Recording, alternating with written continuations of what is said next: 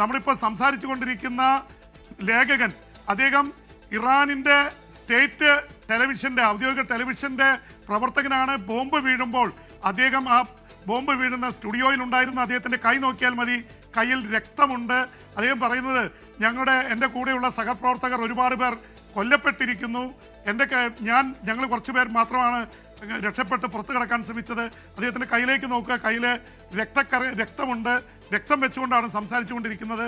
പക്ഷേ ഞങ്ങൾക്കറിയാമായിരുന്നു ഞങ്ങളുടെ studio ആക്രമിക്കുമെന്ന് Israel പ്രഖ്യാപിച്ചപ്പോഴും ഞങ്ങൾ ഇറങ്ങിപ്പോയില്ല.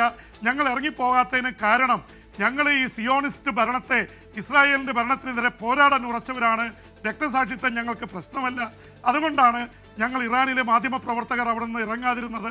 അതുകൊണ്ട് തന്നെ ഞങ്ങളുടെ ഒരുപാട് സഹപ്രവർത്തകർ കൊല്ലപ്പെട്ടിരിക്കുന്നു എന്ന് മാത്രമല്ല, ഒരു ആശ്വാസ വാർത്തയുള്ളത്, ആ വാർത്ത വായിച്ചു കൊണ്ടിരുന്ന പർദ്ദയിട്ട വിഷ്വല് നമ്മൾ കാണുമ്പോൾ നമുക്കറിയാം, അവരുടെ പേര് സഹറ ഇമാമി എന്നാണ്. അവര് രക്ഷപ്പെട്ടു എന്ന വാർത്ത വരുന്നുണ്ട്. അവർക്ക് പരിക്ക് പറ്റിയിട്ടില്ല, അവരിറങ്ങി ഓടി, അവർക്ക് രക്ഷപ്പെടാൻ കഴിഞ്ഞിട്ടുണ്ട്. പക്ഷെ നിരവധി ജേർണലിസ്റ്റുകൾ കൊല്ലപ്പെട്ടിരിക്കുന്നു.